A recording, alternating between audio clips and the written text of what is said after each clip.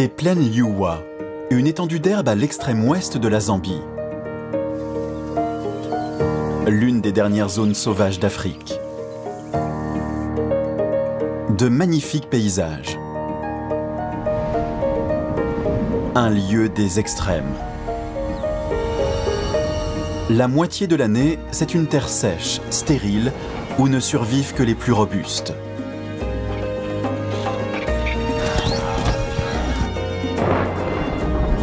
La pluie venue, comme un soulagement, les plaines redeviennent un paradis de verdure.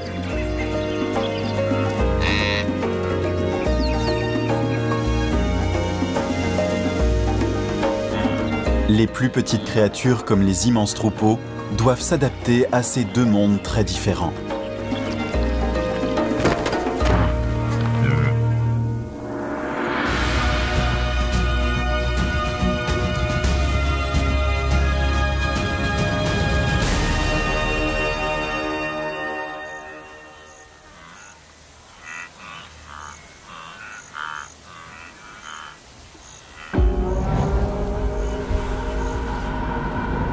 Nous sommes à la fin octobre.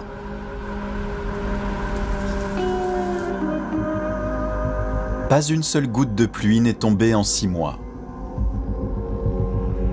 Le phénomène El Niño a décalé l'arrivée des pluies. Tout le sud de l'Afrique souffre de la sécheresse.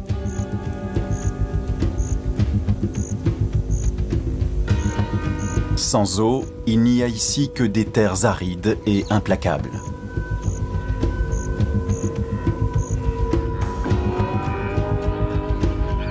Seul l'être le plus robuste peut survivre ici.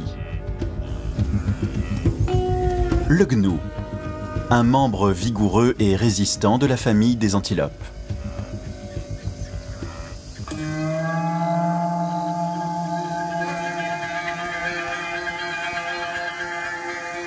Les jeunes mâles revendiquent toute l'année leur souveraineté sur un petit territoire des plaines.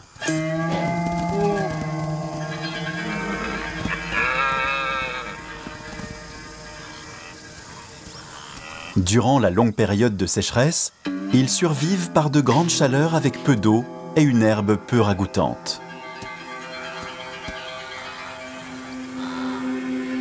La situation semble désespérée, mais ces gnous parient sur l'avenir.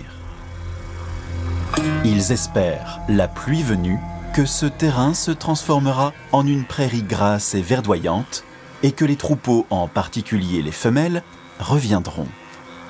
Ce sera leur unique chance de se reproduire.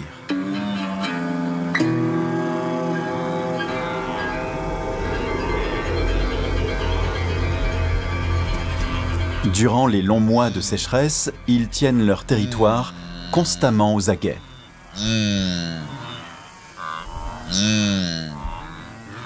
Ils se font entendre.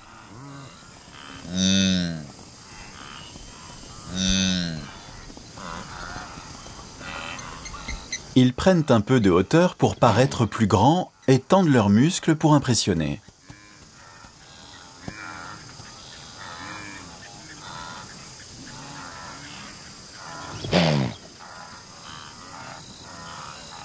Quand ils se croisent, c'est la confrontation, une dispute territoriale.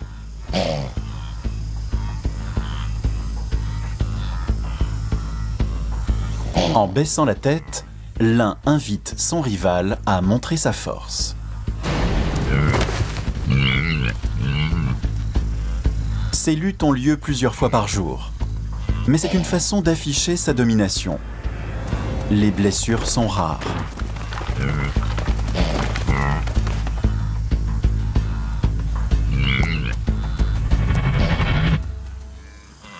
À peine commencé, le combat s'achève. Le perdant s'éloigne, mais reviendra à la charge plus tard.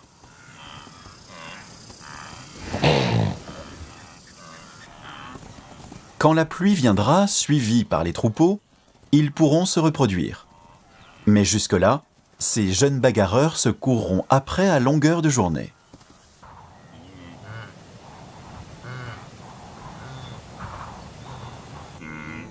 Les gnous sont l'une des seules espèces capables de survivre ici en masse.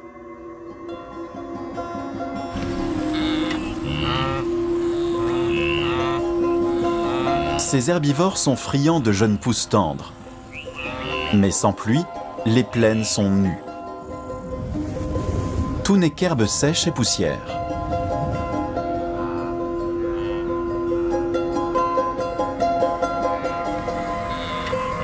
C'est ici, dans le Liuwa, que l'on compte le plus grand nombre de gnous. Mais avec la rareté des ressources, ils se sont tous dispersés. Des grands troupeaux aux termitières endormis, toutes les créatures attendent les pluies salvatrices.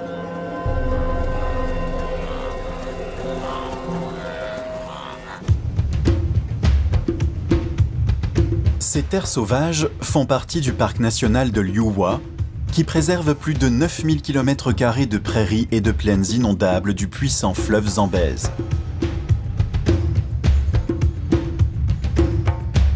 Situées tout à l'ouest de la Zambie, à la frontière avec l'Angola, les plaines Liuwa forment un écosystème qui se remet de décennies de conflits et de chasse. La survie des animaux sauvages est si importante que nombre d'entre eux ont été équipés d'une balise et sont suivis toute l'année.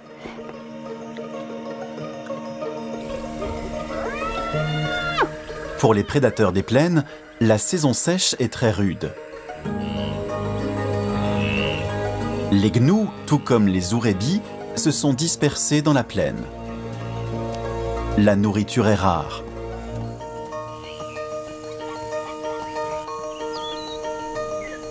Sans végétation, chasser est un véritable défi.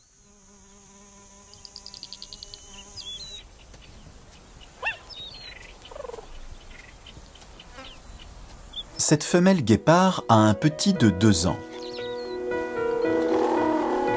Il ne quittera pas sa mère avant de savoir chasser seul. Il dépend totalement d'elle pour manger. En cette période difficile, sa mère devra attraper au minimum une belle prise tous les 2 jours pour subvenir à leurs besoins.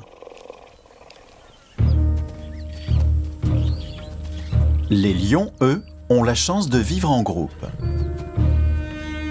La troupe chasse pour tout le monde. La troupe, autrefois puissante, n'est plus que l'ombre d'elle-même.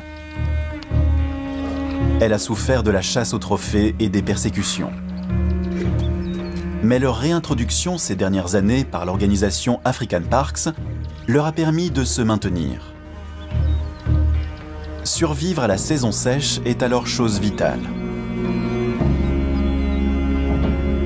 Avec la faible population de lions, c'est un autre prédateur qui s'est imposé, la hyène tachetée. Les petits se nourrissent uniquement du lait de leur mère durant les 12 à 18 premiers mois. Les mères doivent chasser pour que les petits survivent. La saison sèche dure. Les temps sont rudes pour tous les animaux des plaines. Ces pélicans et ces marabouts sont des oiseaux aquatiques. Ils sont dépendants des pluies pour leur nourriture. Le tonnerre gronde au loin.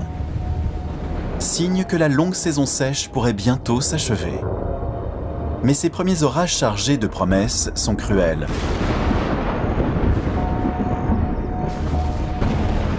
Aucune pluie. Seulement la foudre, force destructrice porteuse d'une menace, les feux de brousse. Il suffit d'une étincelle pour que les herbes sèches de la plaine s'embrasent.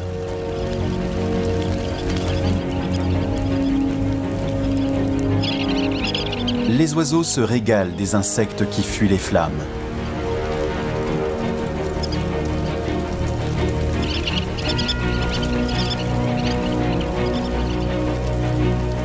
Les hyènes, elles, sont poussées loin de leur terrain de chasse.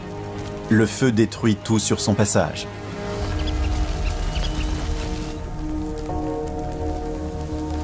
La nature est dévastée.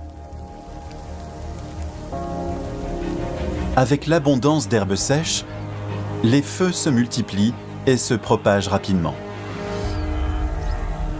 Pour les gnous dont la survie dépend de la végétation, le chaos laissera place à une vie nouvelle. Ce dont la Terre a besoin, c'est d'eau.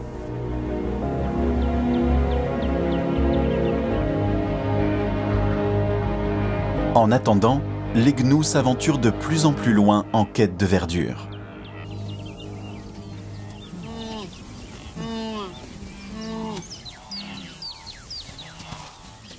Ces petits groupes se composent de plusieurs familles.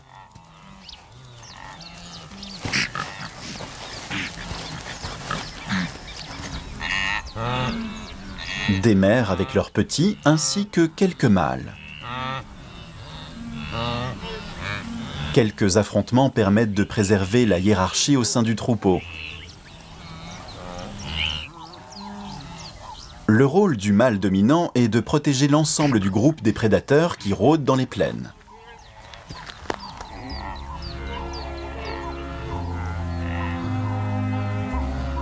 Ce petit n'a que quelques jours. Le cycle des naissances copie celui des saisons. Avec les pluies, vient la promesse d'une abondance d'herbe. Le résidu de cordon ombilical tombera d'ici 2 semaines. Le petit reste auprès de sa mère qui lui offre lait et protection. S'ils sont séparés, ils sauront se reconnaître à l'odeur et grâce à un cri unique.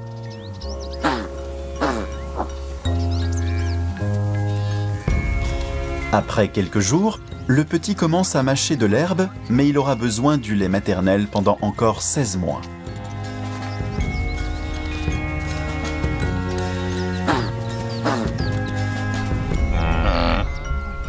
De ce lien capital dépend sa survie.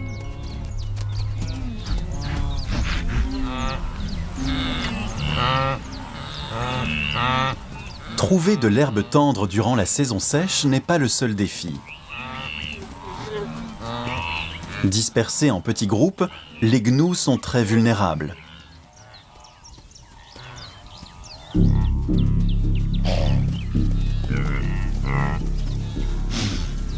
Ce sont les proies préférées des hyènes, le super prédateur des plaines Yuwa.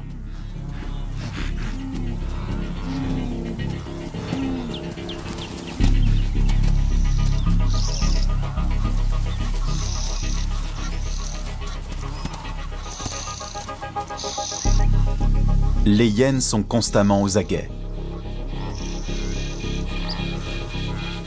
Elles sont à l'affût du moindre signe de faiblesse.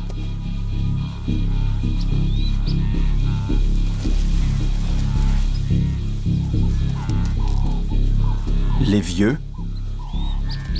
les blessés, les très jeunes sont des cibles. Dispersés en petits groupes isolés à cause de la sécheresse, les gnous sont vulnérables. Ils ne sont pas assez nombreux pour donner l'alarme. Il est souvent trop tard quand ils repèrent une hyène.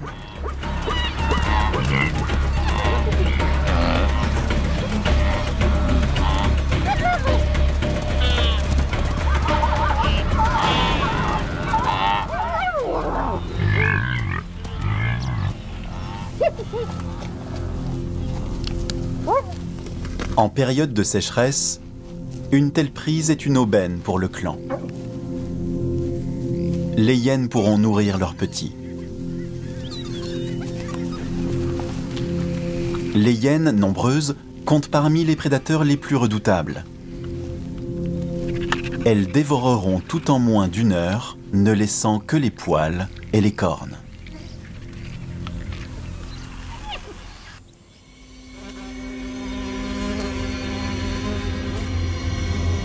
Durant la saison sèche, il fait 40 degrés à la mi-journée.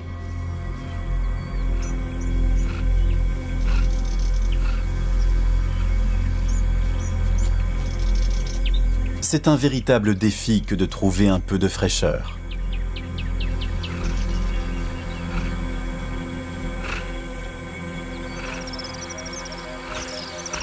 L'ombre se fait rare et les places sont prisées.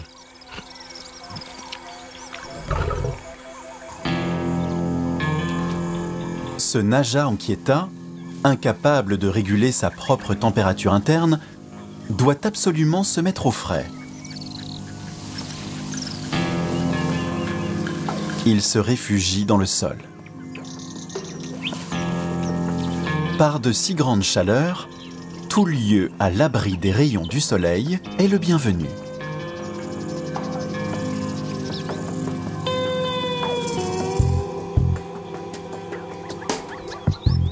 De petites zones boisées bordent les plaines.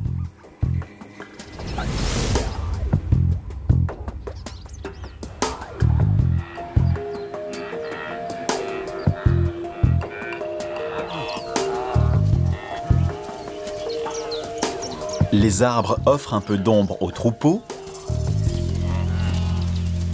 et leur permettent d'échapper à la vue des hyènes.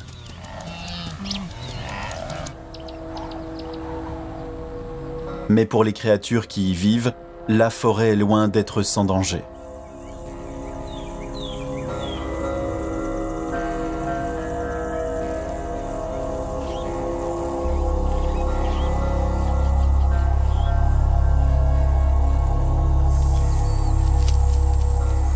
Chaque créature y est la proie d'une autre.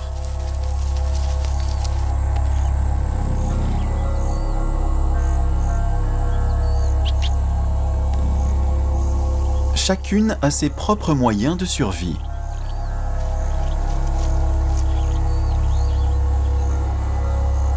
Certaines se fondent dans le décor au milieu des feuilles.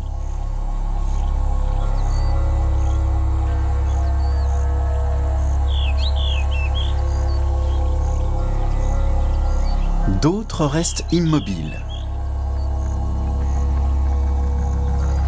La menthe religieuse se fond dans le paysage et attend qu'une proie se présente. Au pied d'un arbre, un crapaud s'abrite de la chaleur et patiente jusqu'à la nuit pour chasser.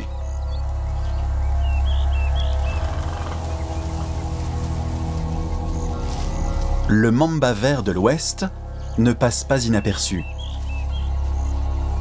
Il ne s'aventure ici que pour chasser des grenouilles, des lézards et des insectes.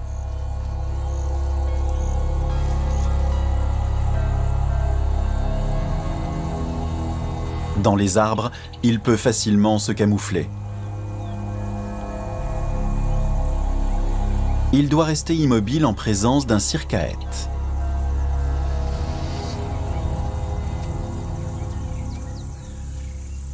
Un autre animal vient aussi se mettre à couvert.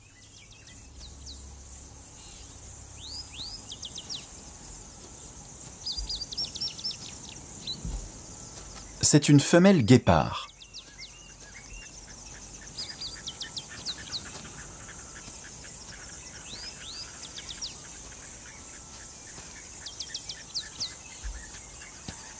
Réputé rapide mais peu endurant, le guépard chasse sur de courtes distances.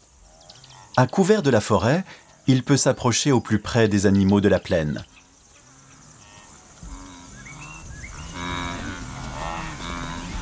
Les guépards s'attaquent aux jeunes gnous. Mais cette mère affamée ne chasse pas. Elle se tapit au milieu des hautes herbes. Elle ne veut pas attirer l'attention d'autres prédateurs.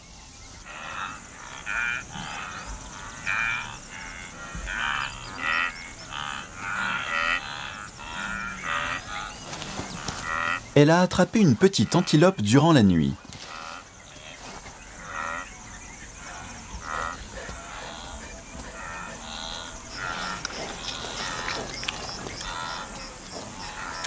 Cette prise est une aubaine pour toute la famille.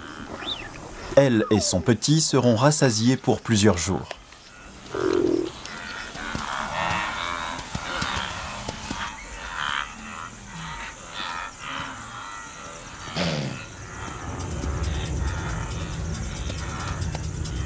Avec la présence de jeunes gnous, les mâles dominants s'inquiètent de voir des prédateurs dans les environs.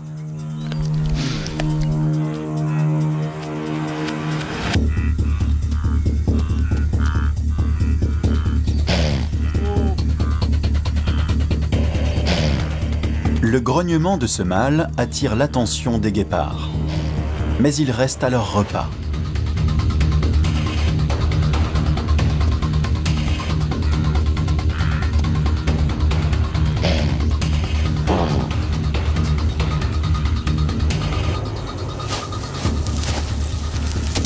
Gratter le sol est une façon de montrer sa puissance.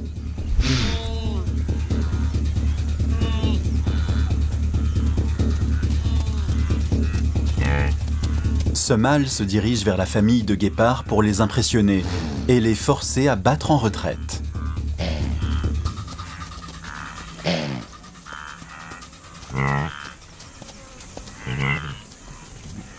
Ils reviendront à leur proie quand le troupeau sera parti. Les guépards abandonnent souvent leur prise à de plus grands prédateurs. Le temps leur est compté pour dévorer leur proie.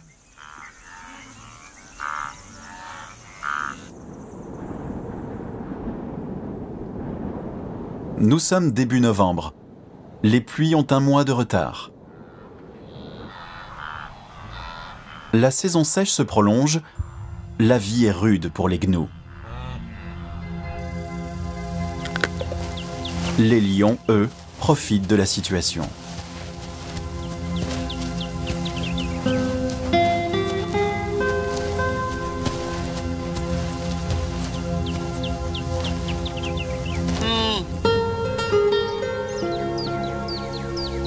Le petit, d'instinct, reste toujours aux côtés de sa mère. Sa mère morte, il demeure près de son corps.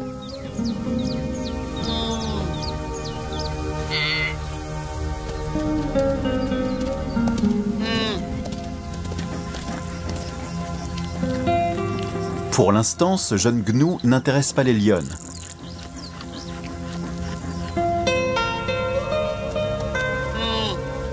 Seul, il a peu de chances de survivre.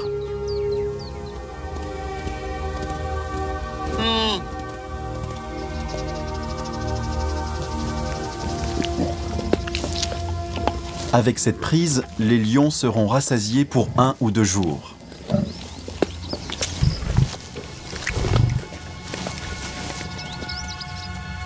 À nouveau affamés, les lionnes s'en prendront à ce jeune gnou.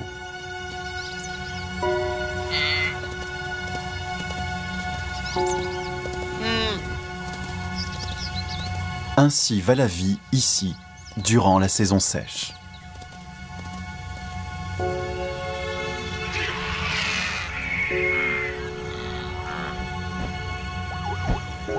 Dans ces grands espaces, les vautours peuvent repérer une carcasse à 30 km de distance et s'y rassembler.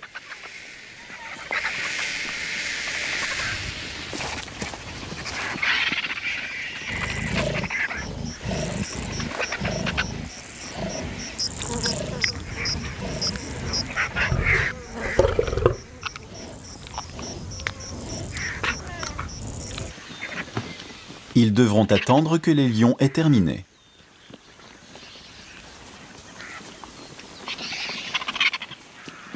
Une fois les fauves rassasiés, les vautours se jettent sur les restes. Le vautour oricou a une envergure de 3 mètres et mesure plus d'1 mètre de hauteur. Ils sont ici moins nombreux que leurs cousins à dos blanc. Mais de par leur taille, leur gabarit, ils réussissent à grappiller une bonne partie du butin.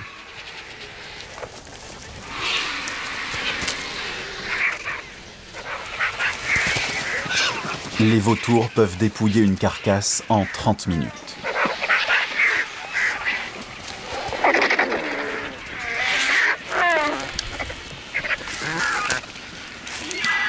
À l'aide d'un bec recourbé très tranchant, ils peuvent consommer 1/3 de leur poids total en une seule séance.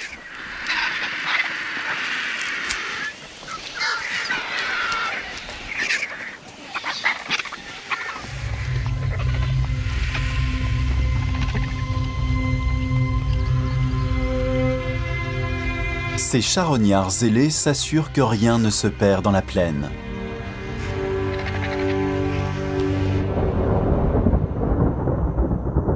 Pour toute la faune de la région, la saison sèche a été rude. Mais le calvaire se termine. Les pluies sont arrivées.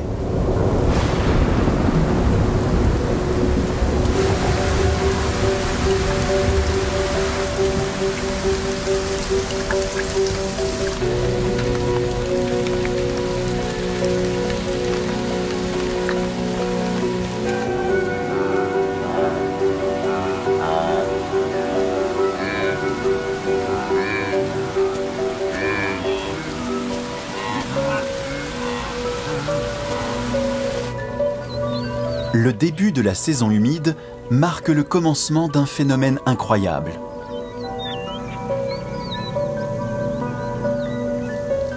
Le vol des termites. Le sol se ramollit avec les premières pluies. Ces insectes ailés peuvent alors s'envoler par milliers.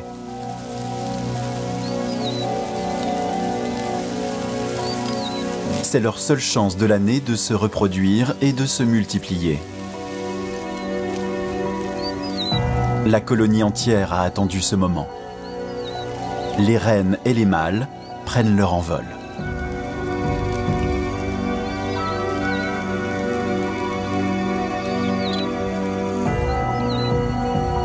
Dans les airs, les femelles produisent des phéromones pour attirer les mâles de différentes colonies.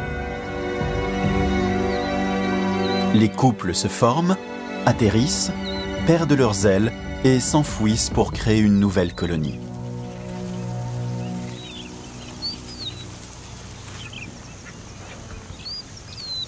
Ce phénomène fait le régal d'autres créatures. Les fourmis rouges attaquent les termites dès qu'elles se posent.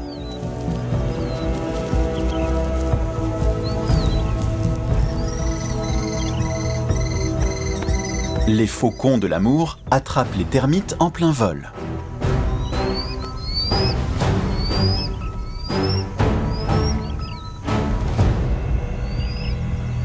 Une espèce d'oiseau parcourt 8000 km depuis la Russie pour se nourrir. Ce sont les glaréoles.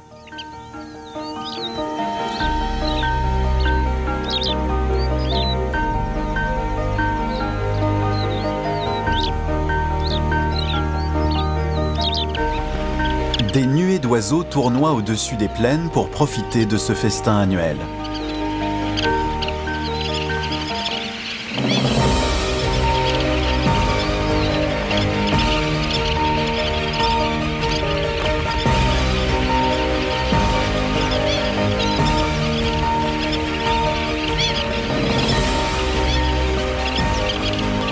Quelques gouttes de pluie ont fait renaître tout un écosystème. Les plaines grouillent de vie. La transformation des plaines Liuwa a bel et bien débuté.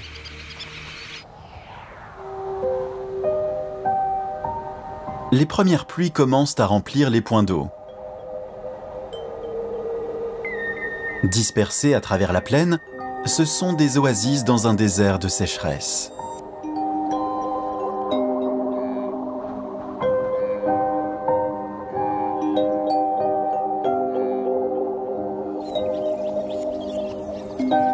Au début de la saison humide, ces points d'eau vitaux sont rares et très espacés. Ce sont comme des aimants pour de nombreuses espèces.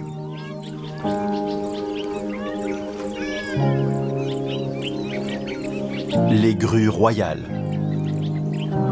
les oies armées de gambis, les chevaliers sylvains,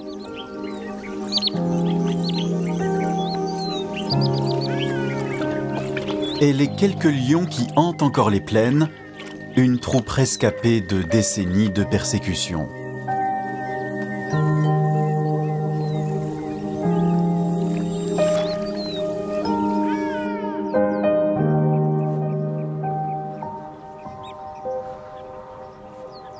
Les hyènes viennent se reposer après une journée de chasse. Un peu d'eau fraîche très appréciée.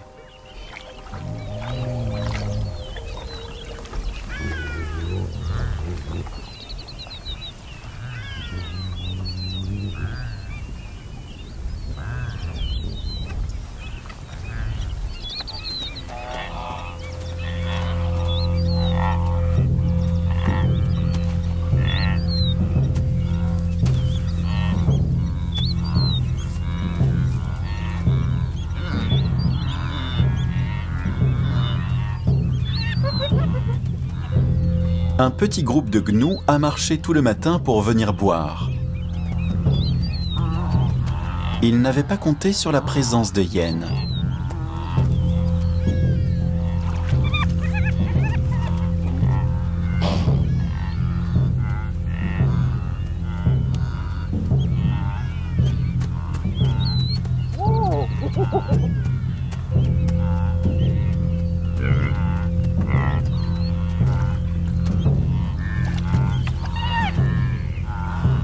Une mère courageuse essaie de s'assurer que la menace est minime.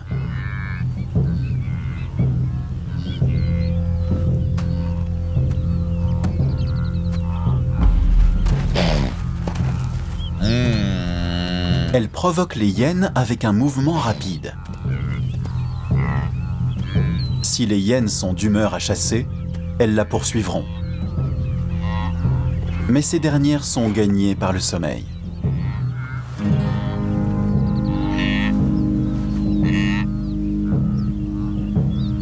Le danger semble réduit. Le petit et le reste du troupeau viennent se désaltérer.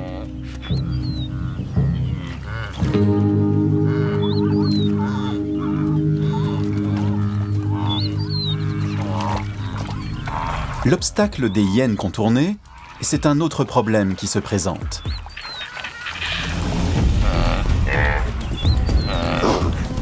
Un mâle solitaire revêche qui ne veut pas partager le point d'eau.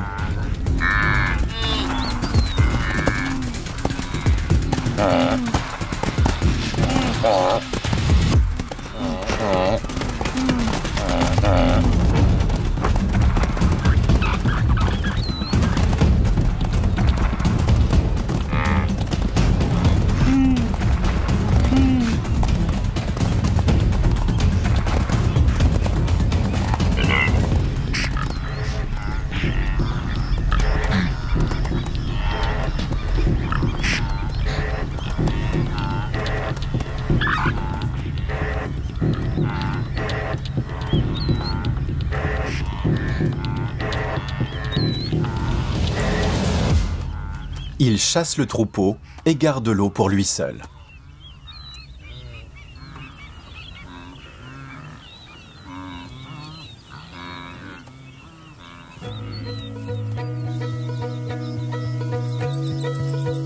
Avec l'arrivée de la pluie, de jeunes pousses tendres apparaissent. En quelques jours, les plaines sèches et stériles se transforment. Après de bonnes averses, l'herbe peut croître de 3 cm en une journée. Les étendues verdoyantes des plaines Liuwa forment la base de tout un écosystème. Les oiseaux mangent graines et insectes au cœur de la végétation.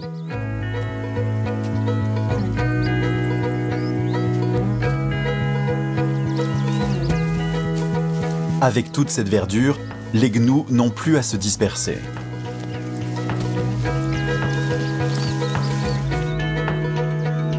La nourriture est abondante. Les petits troupeaux se rassemblent peu à peu.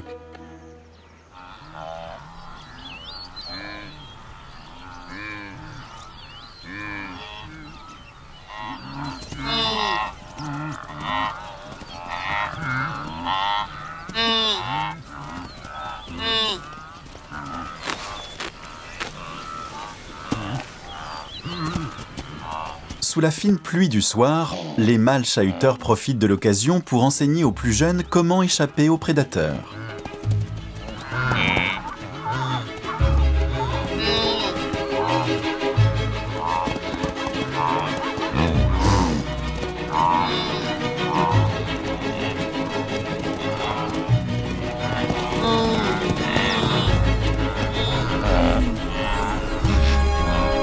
Ces mouvements rapides et agiles pourront leur sauver la vie.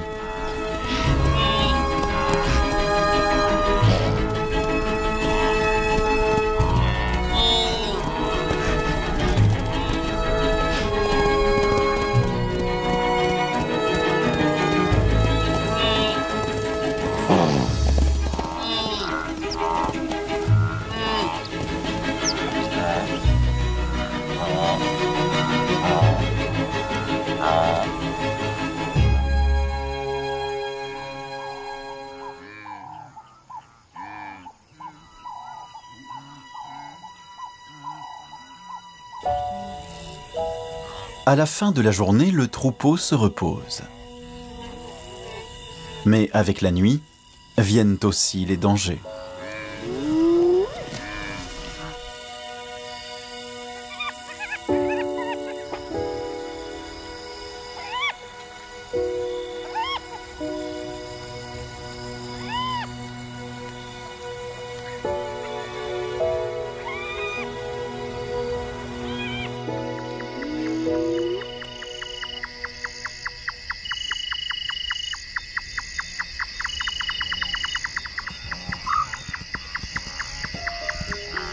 Les gnous restent vigilants et regroupés, car ils voient très mal la nuit et sont donc très vulnérables. Pour se défendre, ils forment des rangs serrés. Il est plus difficile pour un prédateur de cibler un animal.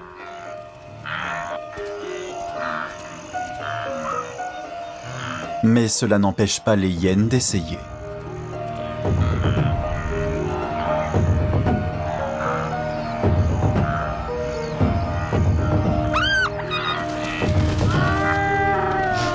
Elles réussissent à rompre les rangs pour repérer les plus faibles, les vulnérables.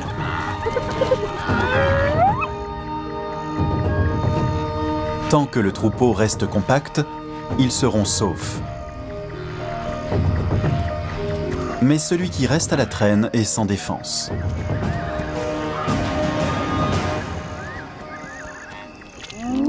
Une proie facile pour les hyènes.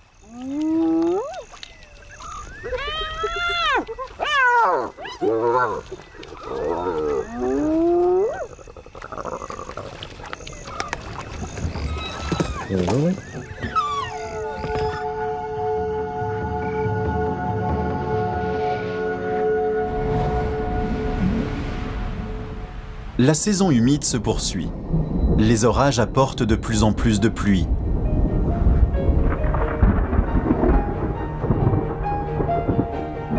De grandes zones de la plaine sont recouvertes d'eau. Sous la surface, un autre monde apparaît.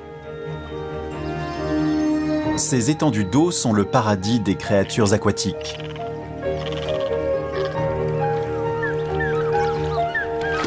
Les hérons tendent leur cou pour harponner du poisson.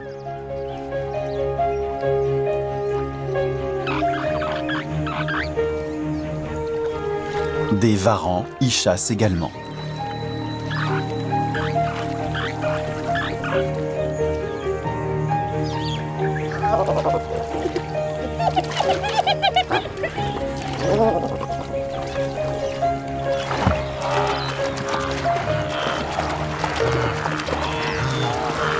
Les gnous peuvent boire en bien des endroits. Les plaines sont recouvertes d'une herbe grasse et fraîche.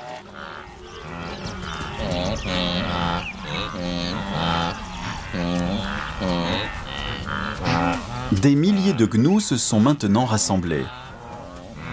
Le troupeau est au complet. Les gnous resteront groupés pendant plusieurs mois et mangeront autant que possible pour être en forme pour se reproduire. Le jeune mâle qui est resté défendre son bout de terrain est maintenant entouré de milliers de ses semblables. C'est le moment qu'il espérait. Les combats quotidiens avec ses voisins lui ont donné de l'assurance.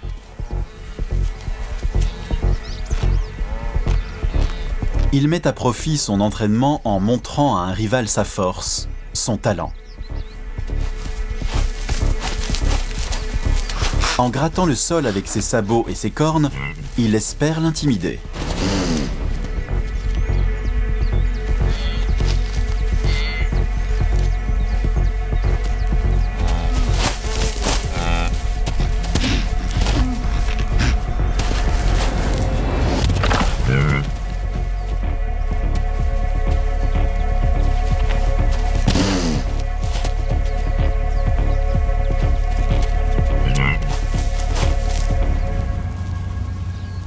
Il faudra bien plus que soulever un nuage de poussière pour impressionner un mâle dominant.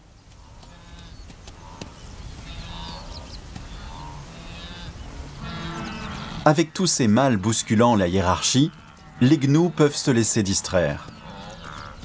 Les prédateurs, eux, rôdent toujours. Un immense troupeau rassemblé en un lieu attire les lions et les hyènes. Les gnous doivent rester vigilants, mais ils peuvent compter sur du renfort. L'aide des zèbres. Il y a davantage de paires d'yeux et d'oreilles prêtes à détecter la menace tapie dans les herbes.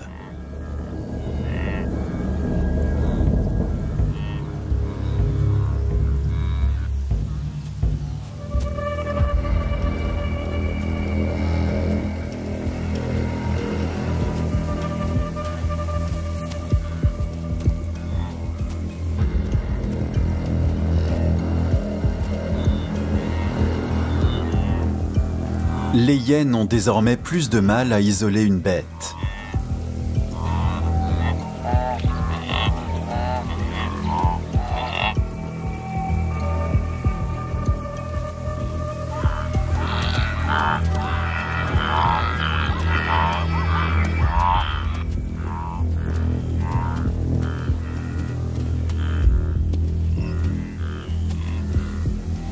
Mais elles tentent tout de même leur chance.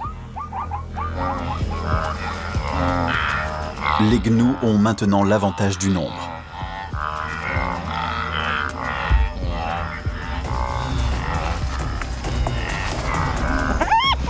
Les hyènes essaient alors de mettre le troupeau en mouvement.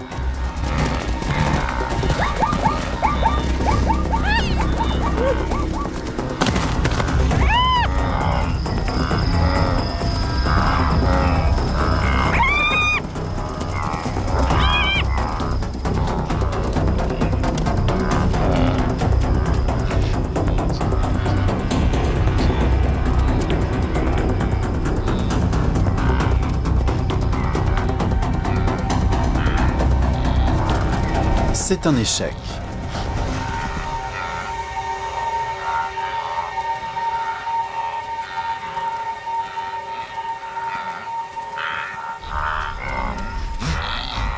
Cette hyène est en infériorité numérique. Elle va devoir chasser un autre jour. L'immense troupeau rassemblé, les hyènes tenaces reviendront jour et nuit pour s'en prendre aux individus faibles et vulnérables.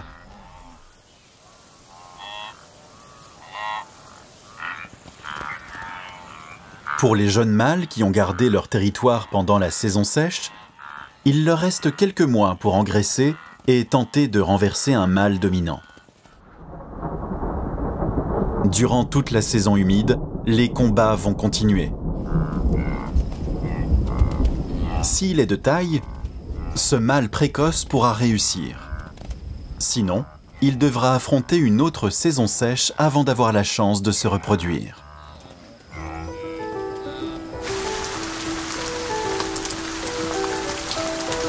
Les pluies s'intensifient. Le paysage achève sa transformation.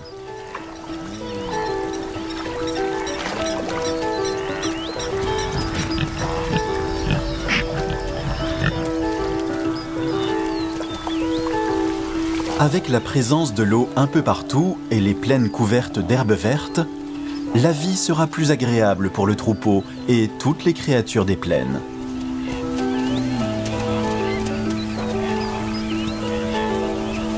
Les mâles âgés ont inspiré les plus jeunes.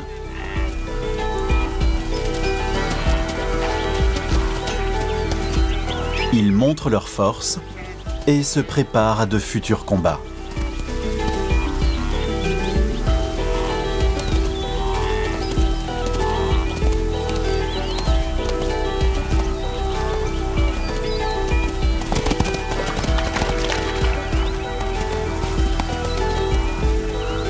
Toute la faune tire parti de ces brefs mois de pluie,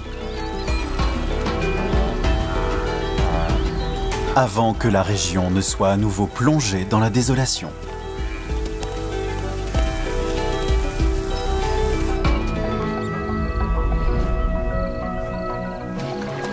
Au cœur de la Zambie se trouve une extraordinaire vie sauvage.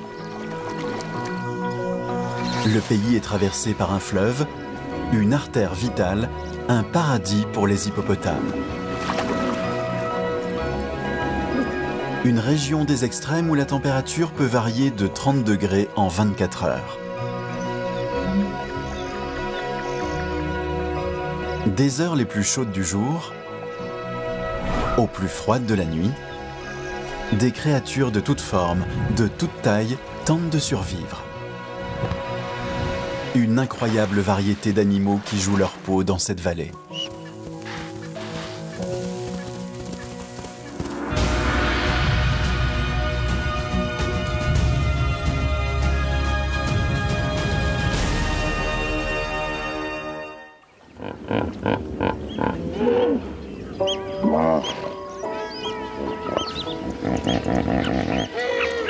Nous sommes à la mi-journée. La température est de 40 degrés. Aux heures les plus chaudes, un bain peut être rafraîchissant.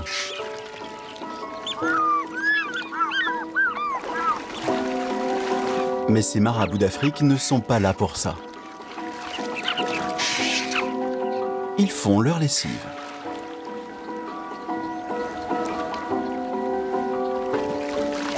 Ils trempent leurs plumes dans l'eau pour les nettoyer ainsi que pour leur redonner forme. Les marabouts sont de grands oiseaux de plus de 3 mètres d'envergure. Leurs plumes sont mises à rude épreuve lors du vol.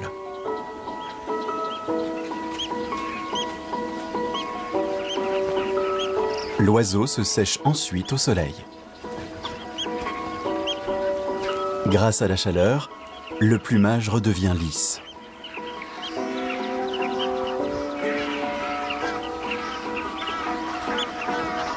Une sorte de pressing naturel.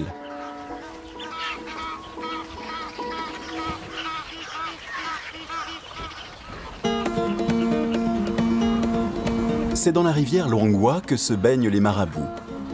Une rivière qui serpente sur près de 800 km au cœur d'une Afrique belle et sauvage, à l'est de la Zambie. Au sein de cet écosystème, vivent les animaux les plus gros comme les plus petits.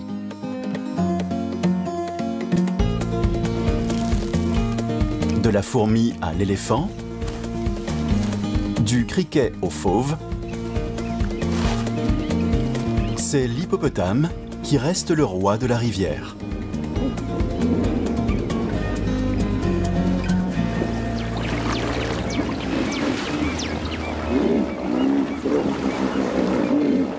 C'est en Zambie que l'on compte le plus d'hippopotames, et plus précisément dans les eaux de la rivière Luangwa.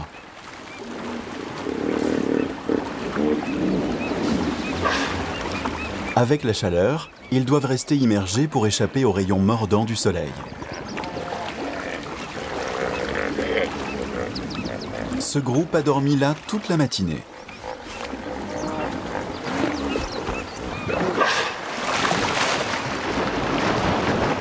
Et qui dit hippopotame, dit excrément d'hippopotame.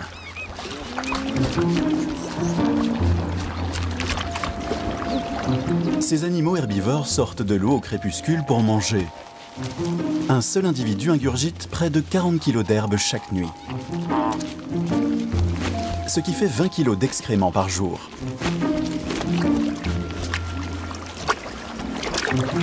La projection d'excréments est un rituel. Un moyen de marquer son territoire, d'exprimer ses humeurs. Les eaux troubles où baignent ces animaux ne semblent pas dégoûter les autres habitants de la vallée.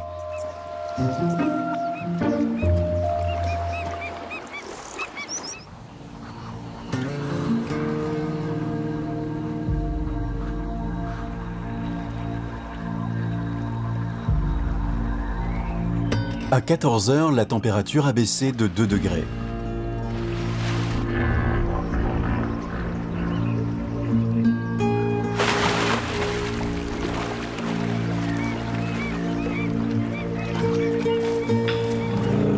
Les éléphants sortent de l'ombre pour venir s'abreuver à la rivière.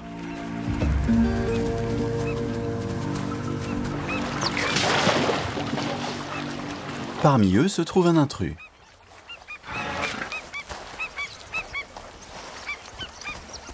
Un jeune poucou a été séparé de sa mère. Il n'est pas encore totalement sevré. Il ne survivra pas longtemps s'il ne la retrouve pas.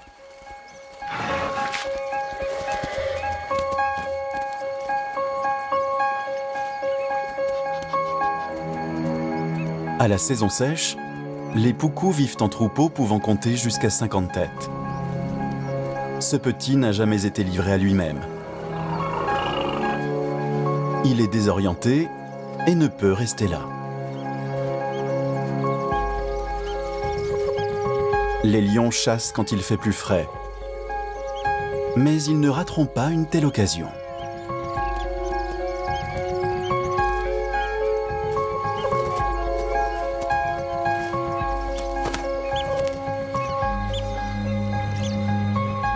Les prédateurs sont aussi dans l'eau. Voici les reptiles.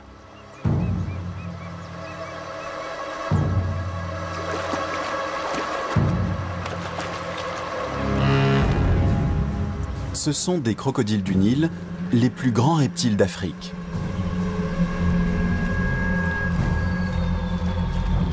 Ce poucou est prudent de nature, mais ses congénères ne sont plus là pour l'avertir du danger.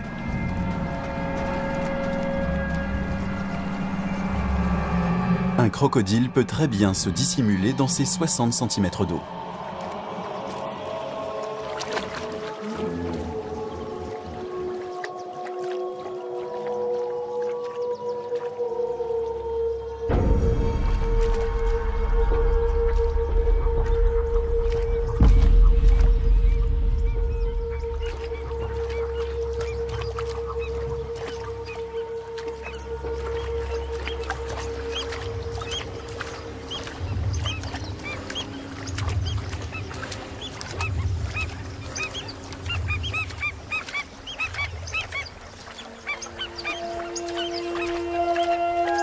Il a réussi la traversée.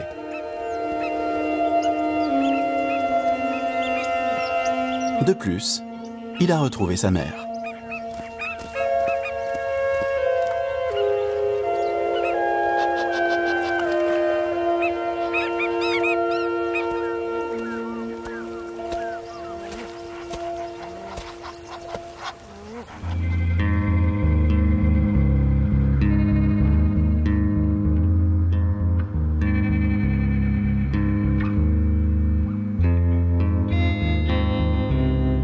La rivière Luangwa est bordée d'arbres.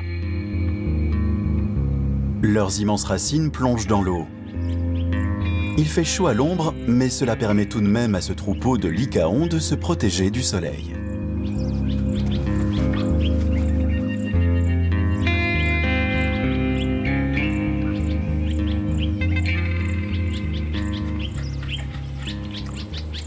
Ce jeune mâle est blessé à la patte. Mais les lycaons forment un groupe très soudé. Ils prennent soin les uns des autres. Tous pour un pour tous. L'animal blessé ne peut pas chasser. Les autres s'assureront de partager leur nourriture avec lui. Il a une tâche à remplir. Les lycaons ont laissé les restes d'une chasse dans les buissons. Cela attire d'autres animaux et le blessé peut défendre le butin.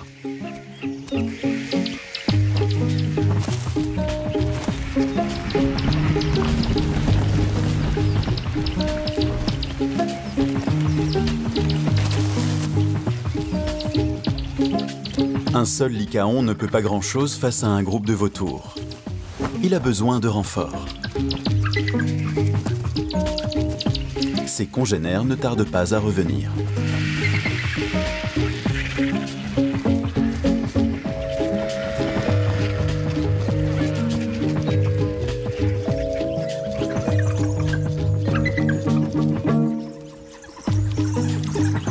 Il y a peu à manger, mais il faut le défendre.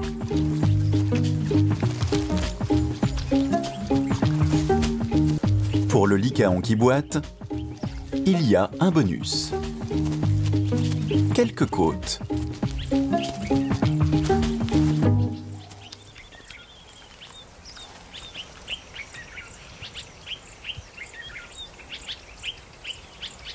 À la saison humide, la rivière peut sortir de son lit et inonder ces terres boisées. En ce moment, le sol est très sec et les broussailles sont pleines de surprises. Caché sous les feuilles mortes, se trouve tout un monde miniature.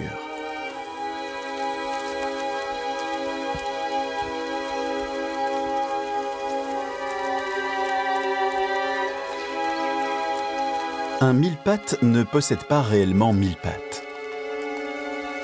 La plupart des espèces n'en comptent pas plus de 400, 200 de chaque côté du corps.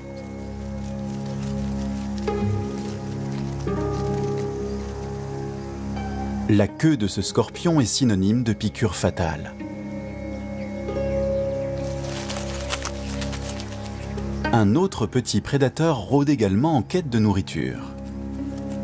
Une araignée chasseuse. Le corps peut mesurer plus de 3 cm. L'araignée fait 12 cm d'envergure. Sa morsure est comparable à une piqûre d'abeille pour l'homme. Elle est fatale pour une sauterelle.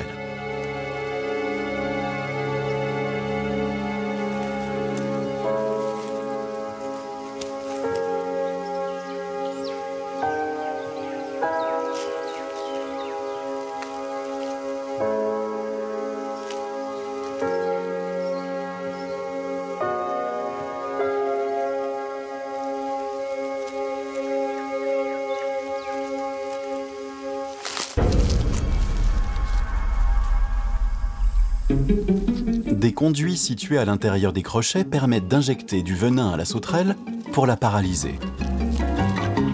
L'araignée recrache des enzymes sur sa proie afin de la transformer en une sorte de soupe.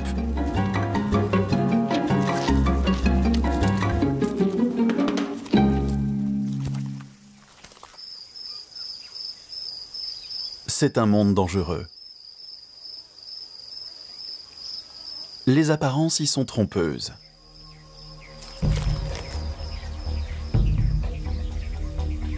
Une menthe religieuse se camoufle au milieu des herbes sèches. Ses pattes avant sont hérissées de dangereuses piques. Elle a des yeux protubérants et très écartés. La rotation de sa tête à 180 degrés lui permet donc une vision à 360 degrés.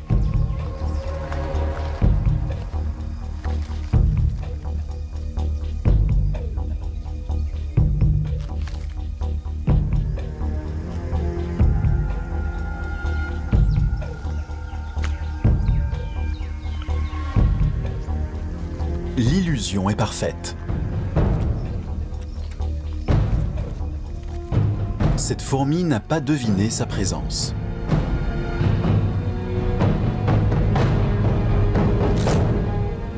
Son sort est scellé. Contrairement à l'araignée, la menthe mâche sa proie.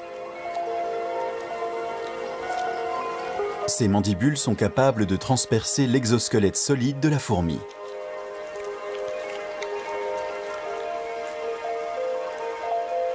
Pas une miette ne lui échappe.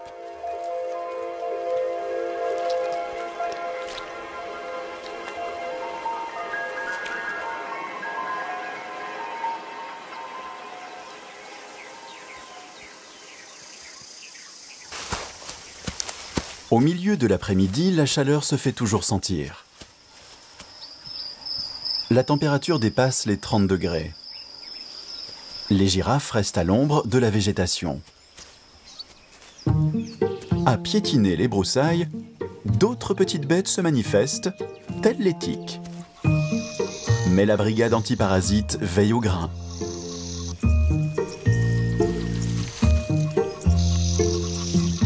Le pique-bœuf à bec rouge a de petites pattes dotées de griffes qui lui permettent de s'agripper à tout herbivore, peu importe sa forme.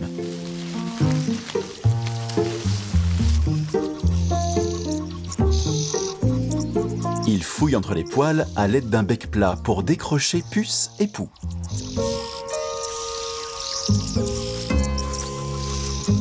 Rien ne l'arrête. Il nettoie même les recoins les plus improbables.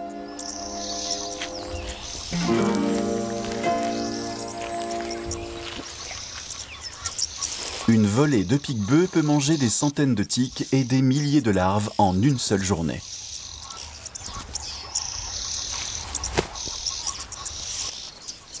Mais il est des mammifères qui n'apprécient pas leur compagnie. Sans fourrure pour le protéger, l'hippopotame souffre des coups de bec de son hôte.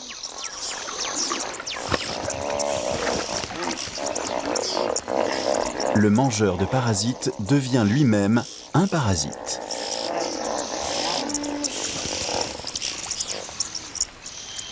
Il grignote le bord des plaies et va jusqu'à boire le sang.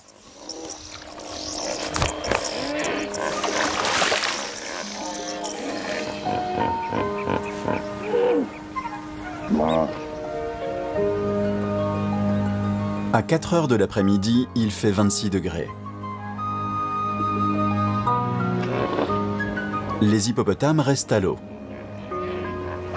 Même s'ils n'ont pas bougé de la journée, ils savent communiquer à longue distance. Les mâles grognent pour affirmer leur domination. Ils se répondent et le son voyage au fil de l'eau de groupe en groupe. Leurs cris peuvent atteindre les 115 décibels, l'équivalent d'un concert de rock.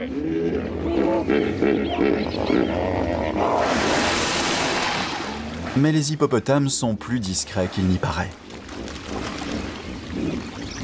La communication se fait à 80% sous l'eau.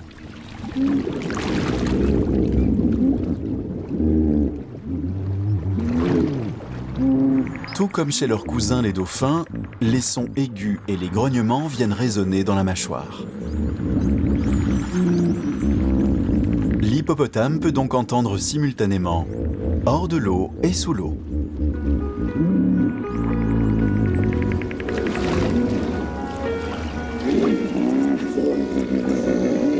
La vie d'un petit hippopotame au sein du groupe est mouvementée.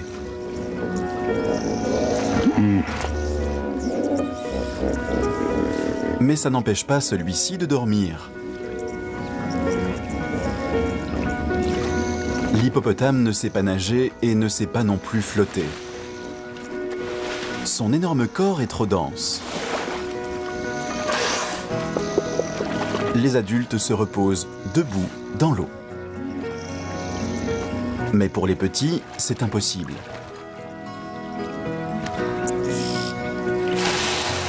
Pour leur sieste dans l'eau, c'est maman qui sert de radeau.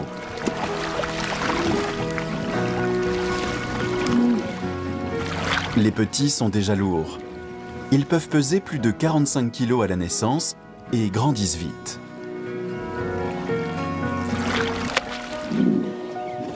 Il est plus simple de dormir sur la berge.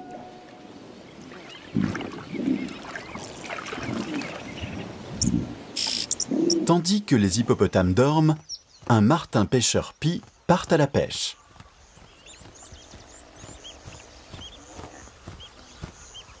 Le vol stationnaire lui permet de se placer au-dessus d'une proie sans avoir à se percher. C'est pratique pour repérer le poisson, mais très énergivore. Chaque jour, un adulte doit manger l'équivalent d'un quart de son poids total.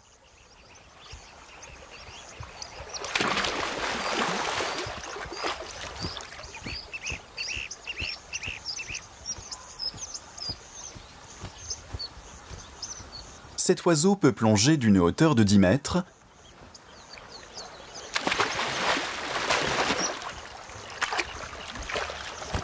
mais cela se fait par paliers.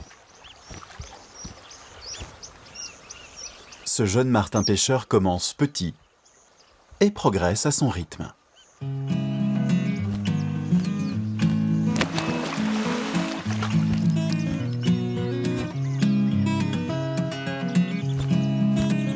C'est un joli plongeon. Et pour sa prise, une feuille.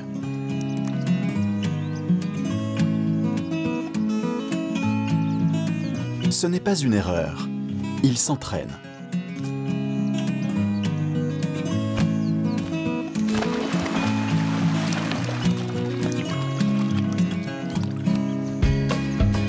Apprendre comment étourdir puis placer la proie pour la manger est une aptitude importante. La perfection naît de la pratique.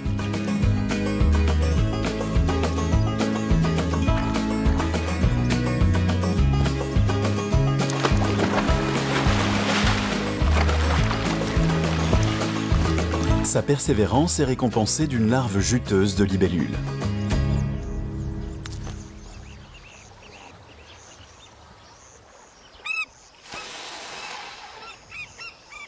Le martin-pêcheur n'est pas le seul à passer l'après-midi à s'entraîner à la pêche.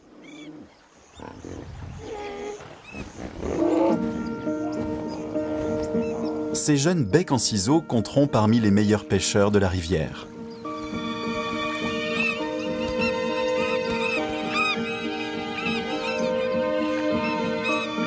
La compétence ne s'acquiert pas en un seul jour. L'astuce est de raser la surface et de draguer les eaux à l'aide d'un long bec en quête de poissons.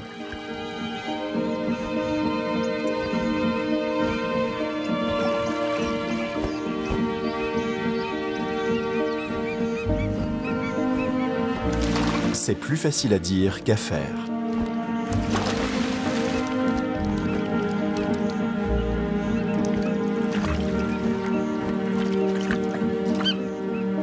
Les adultes supervisent l'exercice et sont prompts à donner l'exemple.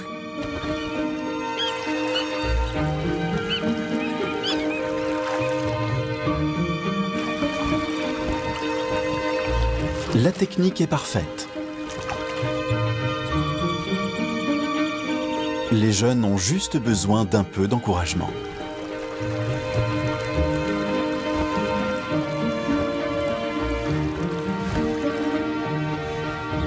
Plus ils essaient, plus ils engrangent de la confiance.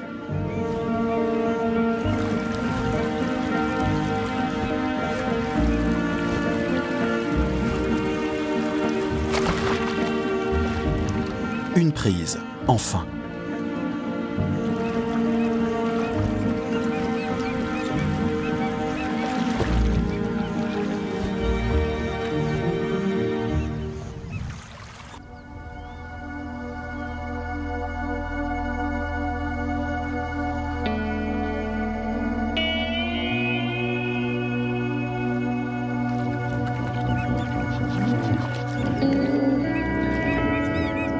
Le soleil disparaît à l'horizon. La fraîcheur s'installe. Il est 17h30. Un premier hippopotame sort de l'eau, prêt pour un festin nocturne.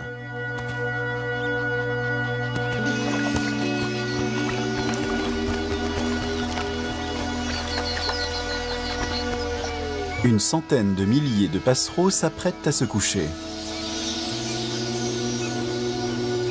Ils vont s'abreuver une dernière fois.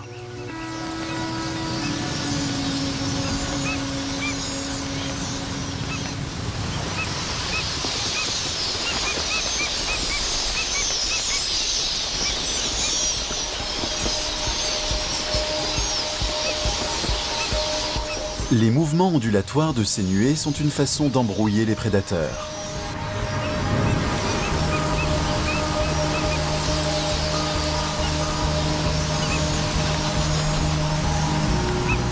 C'est la théorie du chaos en action. Chaque oiseau vole aussi près que possible de son voisin, copiant chaque virage. Chaque oiseau fait d'infimes mouvements qui se propagent à toute la nuée et s'amplifient. Des milliers d'individus formant une seule entité. L'adieu au soleil dure un quart d'heure.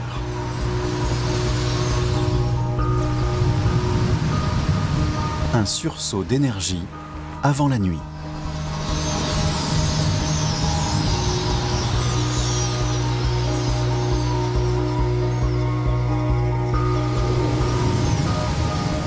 Face à ces immenses nuées, même le puissant hippopotame semble intimidé.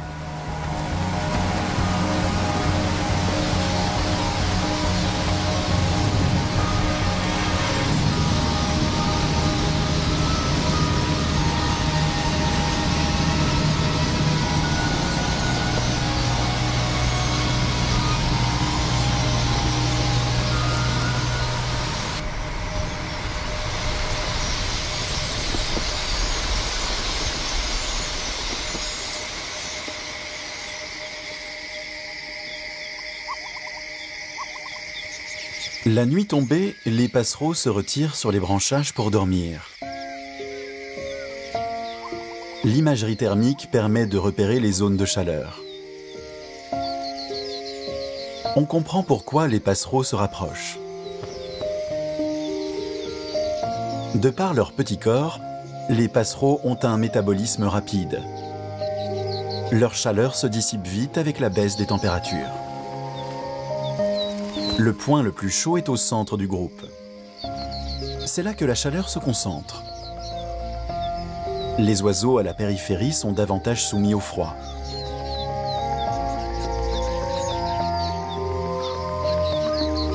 Chacun à leur tour, ils quittent la périphérie pour le centre. Chaque membre du groupe profite ainsi d'un peu de chaleur.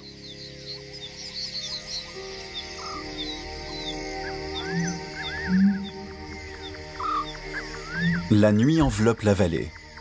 Et sous couvert de l'obscurité, les hippopotames s'aventurent loin de la rivière. Les cicatrices nées de bagarres ou laissées par des pique-bœufs trop zélés apparaissent, là où le sang est à fleur de peau. Ces herbivores de 3 tonnes passent 6 heures chaque nuit à se nourrir. Ils parcourent plusieurs kilomètres pour trouver suffisamment à manger. En se déplaçant au milieu des herbes, ils dérangent les insectes qui deviennent les proies des chauves-souris. L'un des plus gros mammifères côtoie alors l'un des plus petits.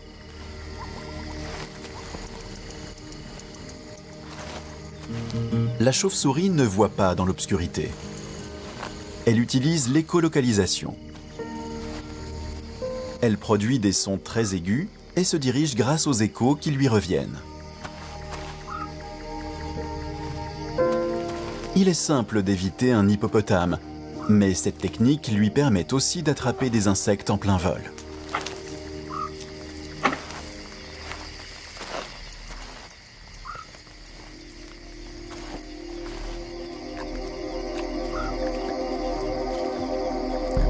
Il est 20 h.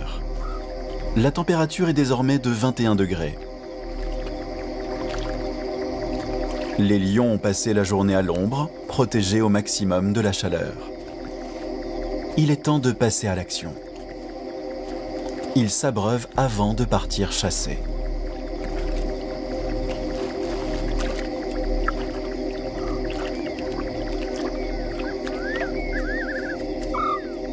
Les créatures nocturnes sont de sortie. Un porc-épic, le plus grand rongeur d'Afrique, cherche à manger.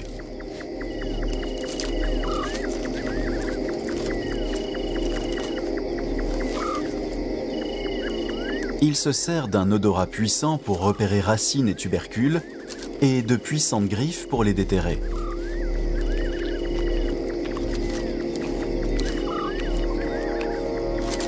Son dos est couvert de piquants de 30 cm. Il s'agit de poils spéciaux, rigides, qui se terminent en pointe. Un moyen de se prémunir contre tout agresseur.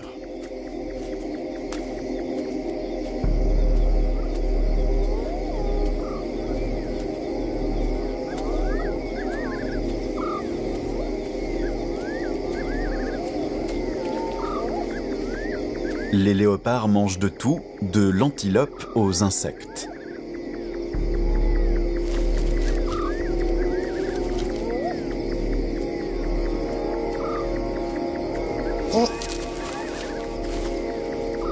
Mais un porc-épic, cela ne vaut pas la peine.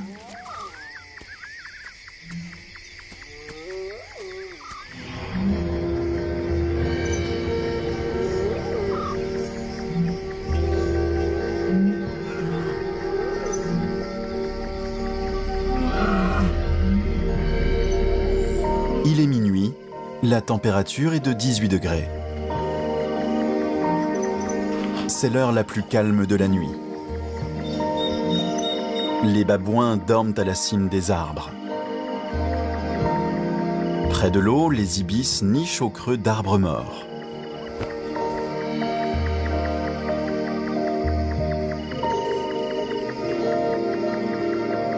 Même les léopards se sont endormis. Mais dans la savane, il y a toujours du mouvement. Une civette discrète.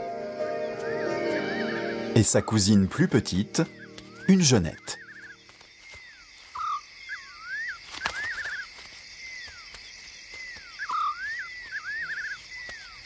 Ce carnivore aux allures de chat est un vrai chasseur.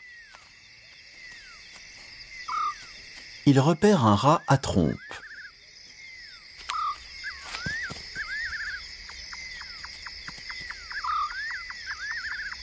Un rat très rapide.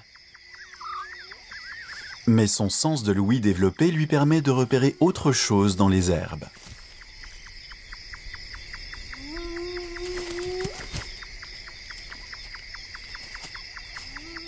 Un papillon.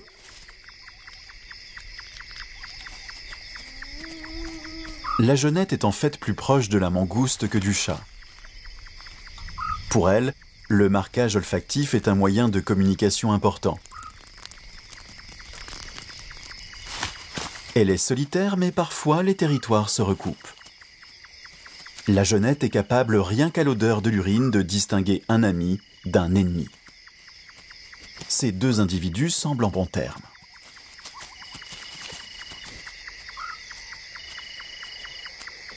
Il est 4 heures du matin.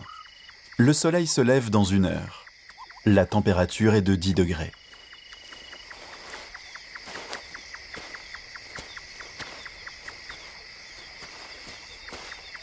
Cette femelle hippopotame est repue, elle retourne dans l'eau. Les crocodiles sont en plein festin. Il s'agit d'un autre hippopotame, peut-être un mâle blessé lors d'un combat ou un individu âgé mort de faim.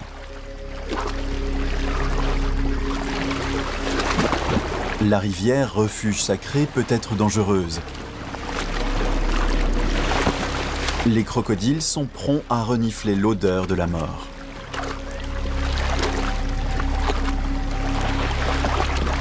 En 1 heure, ils sont une centaine autour de la carcasse.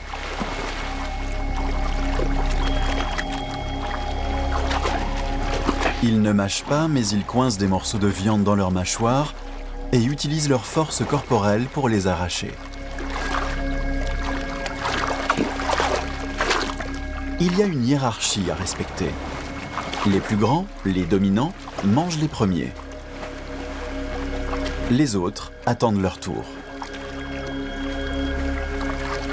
Les crocodiles viennent rapidement et quasiment à bout du cadavre. À l'aube, il n'en restera pas grand-chose.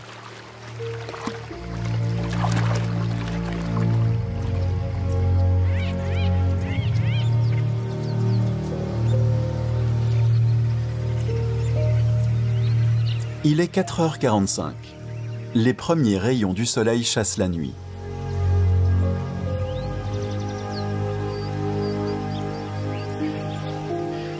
Une nouvelle journée débute et les hippopotames retournent à l'eau.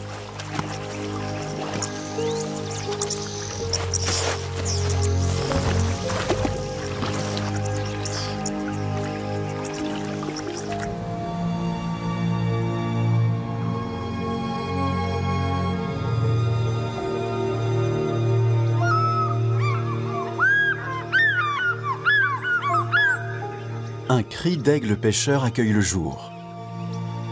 Un signal pour la vallée endormie.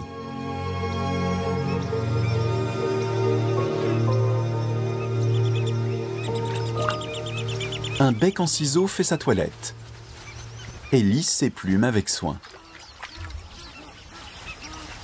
Un acte nécessaire pour s'assurer de bien voler. Une guêpe se lave également.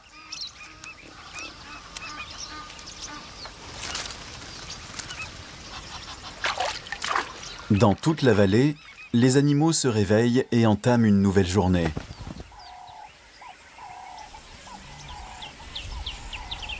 Dans les plaines à l'est de la rivière, un troupeau de poucous commence à paître.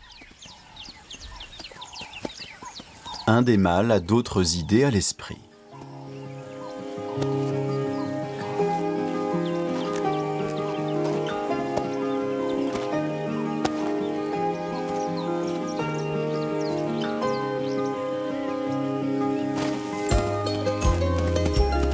Poursuivre une femelle, ce n'est pas la plus subtile des façons de courtiser.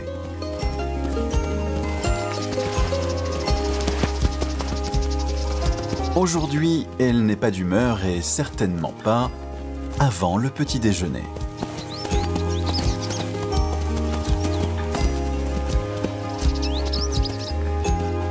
Ce mâle fougueux a donné des idées aux plus jeunes. Il s'entraîne pour les combats qu'ils mèneront adultes.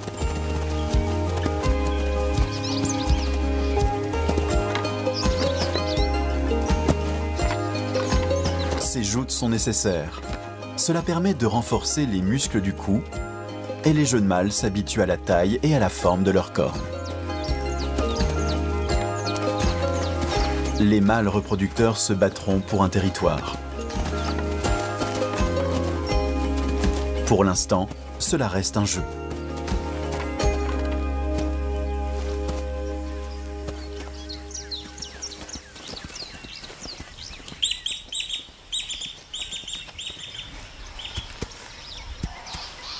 Ils ne sont pas les seuls à être d'humeur bagarreuse.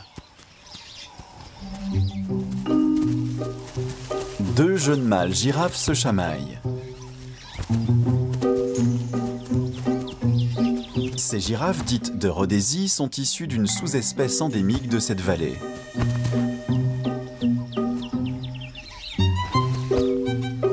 On estime la population à 800 individus. On n'en trouve nulle part ailleurs. Ces deux girafes s'entraînent aussi. Elles s'habituent à se servir de leur cou et peaufinent leur tactique. Plus l'adversaire se tient proche, plus il est difficile de porter un coup. La girafe se sert de sa tête comme d'un marteau. Le crâne ne cesse de grandir, devient plus lourd et plus bosselé.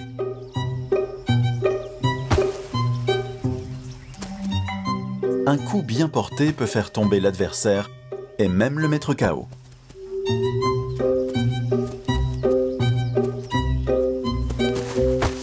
Mais ici, il ne s'agit que d'entraînement.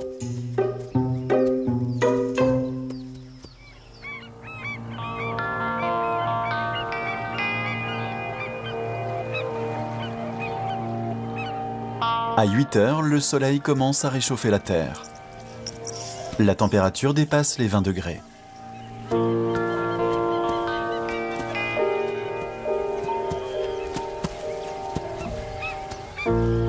Les deux girafes sont désormais assoiffées. Mais elles aussi se méfient des crocodiles.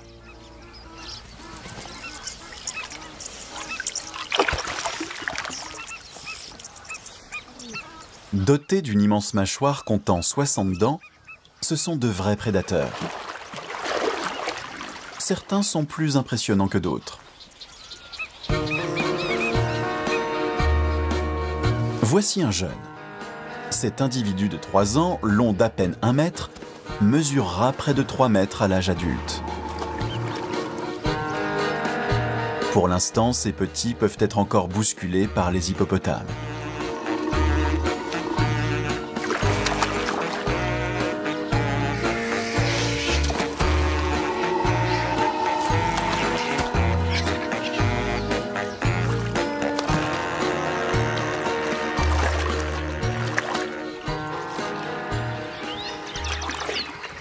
Tandis que les hippopotames se mettent à l'eau pour dormir, leurs voisins s'activent.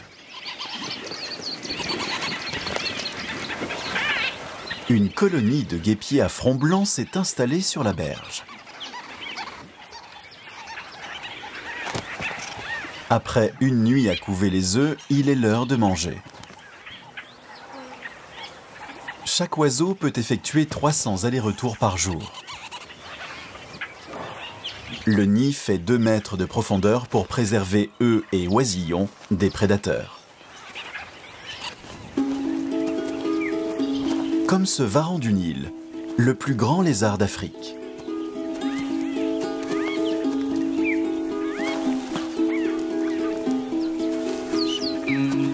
Il peut mesurer jusqu'à 2 mètres de long, la taille idéale pour fouiller au fond du nid. Le fond de sa gueule est couvert de récepteurs.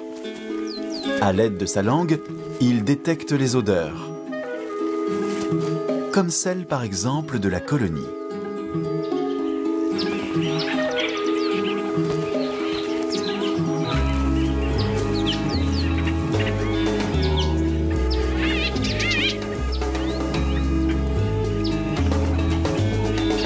Il a été repéré. Les oiseaux s'en prennent à l'intrus.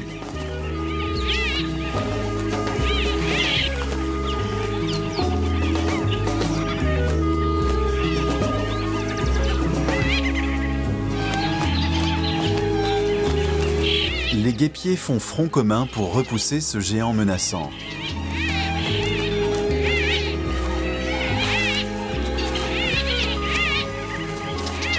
Le lézard bat en retraite, frustré, mais indemne.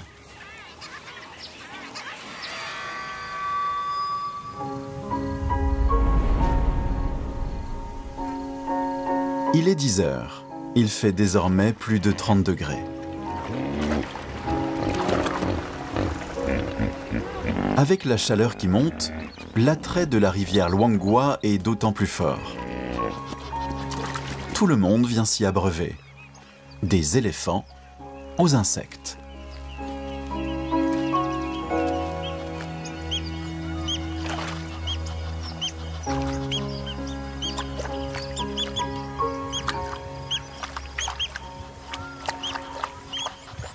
Un chevalier sylvain fouille les eaux peu profondes.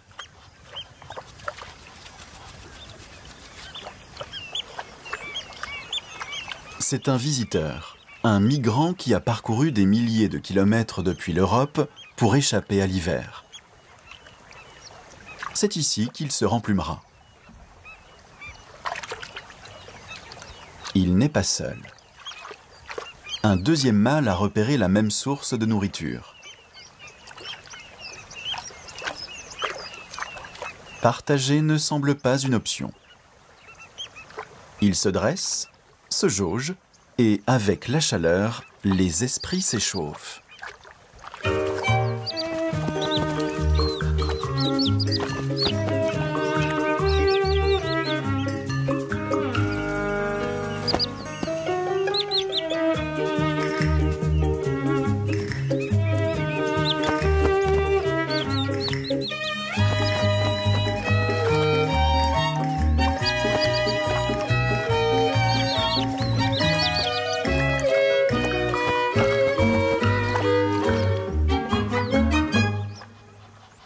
Mais le fait est qu'ils finissent par s'entendre.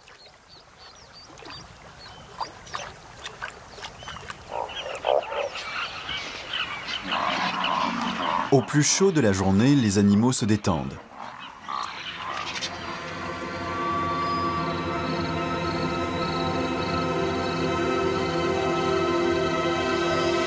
C'est la mi-journée.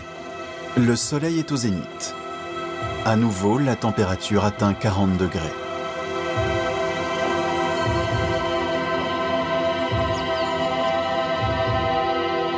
Les poucous oublient l'excitation du matin. Sous les arbres, les lycaons somnolent.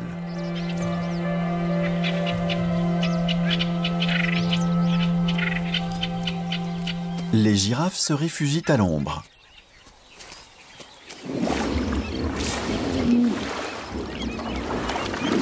Les hippopotames font ce qu'ils savent faire de mieux, passer la journée au frais.